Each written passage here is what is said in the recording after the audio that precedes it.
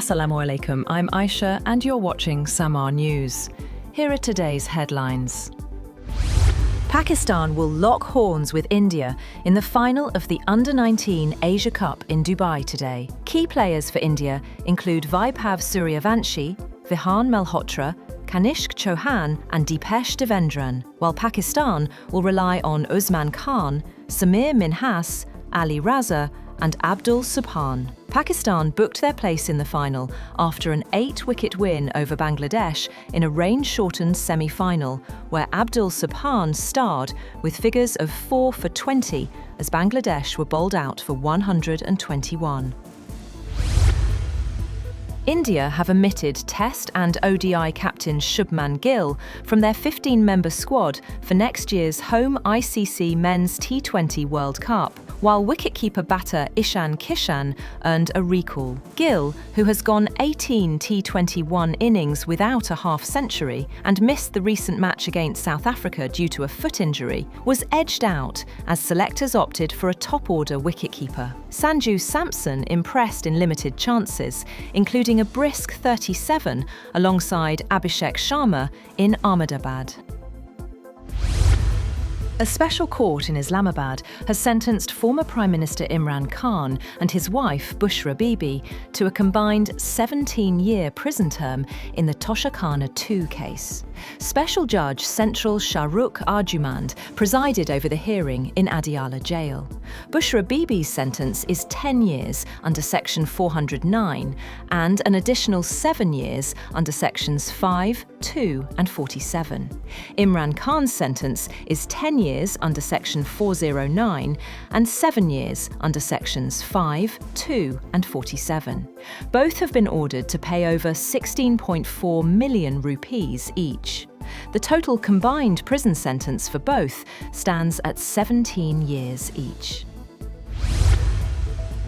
Brazilian President Luiz Inácio Lula da Silva has said that any armed intervention in Venezuela would be a humanitarian catastrophe, warning it would set a dangerous global precedent. Speaking at a Mercosur summit in southern Brazil, Lula criticized escalating US pressure on Caracas, including President Donald Trump's order to block sanctioned Venezuelan oil tankers, and echoed calls for restraint alongside Mexico's leadership.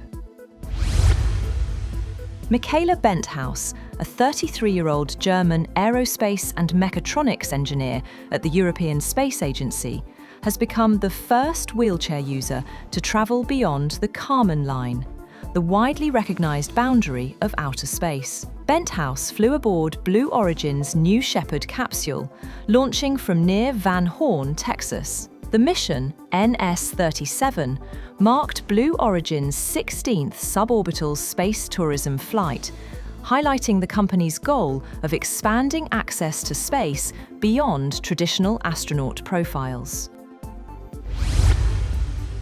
7 elephants have been killed and 1 injured after a Delhi-bound train struck a herd in Assam's Hojai district. The collision occurred at a site not designated as an elephant corridor. Despite the pilot applying emergency brakes, the elephants moved toward the train, leading to the derailment of the locomotive and 5 coaches. No passengers were injured. Rail services on the affected section have been diverted as restoration work continues.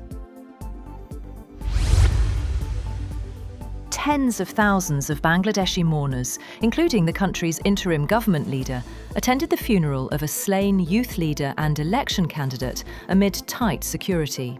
Sharif Osman Hadi was shot in the head by masked assailants in Dhaka last week, while launching his campaign for an election due in February. He died on Thursday in Singapore after 6 days on life support.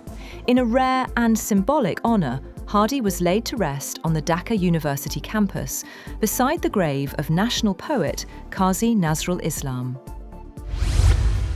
US negotiators are set to meet Russian officials in Florida today for the latest talks aimed at ending Russia's war in Ukraine, as President Donald Trump's administration tries to coax an agreement out of both Russia and Ukraine to end the conflict. The meeting follows US talks on Friday with Ukrainian and European officials. President Vladimir Putin's envoy, Kirill Dmitriev, is leading the Russian delegation that will meet with property tycoon turned diplomat Steve Witkoff and Trump's son-in-law, Jared Kushner. Marco Rubio, Trump's top diplomat and national security advisor, said he may also join the talks.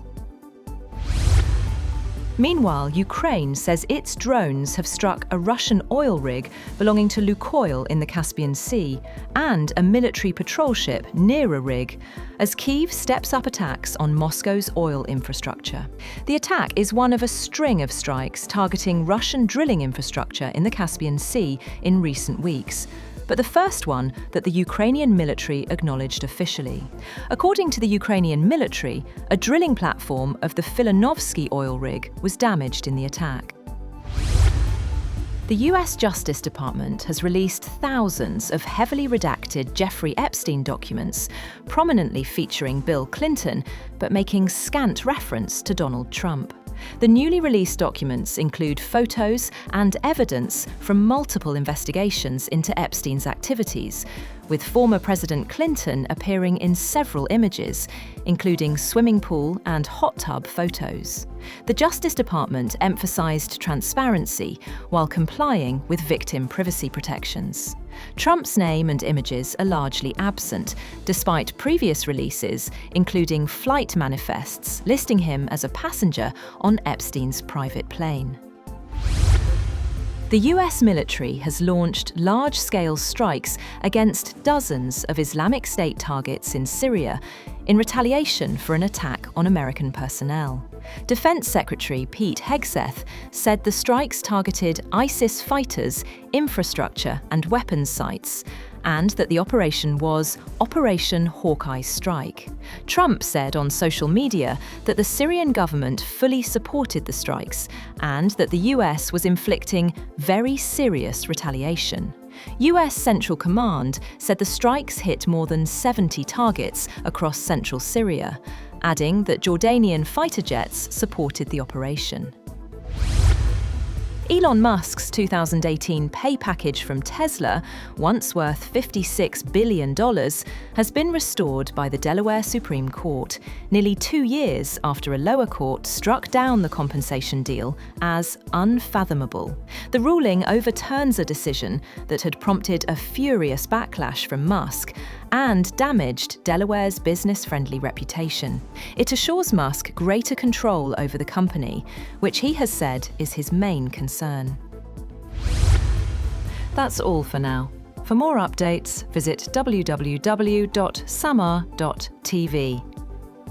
Thank you for watching Samaa News.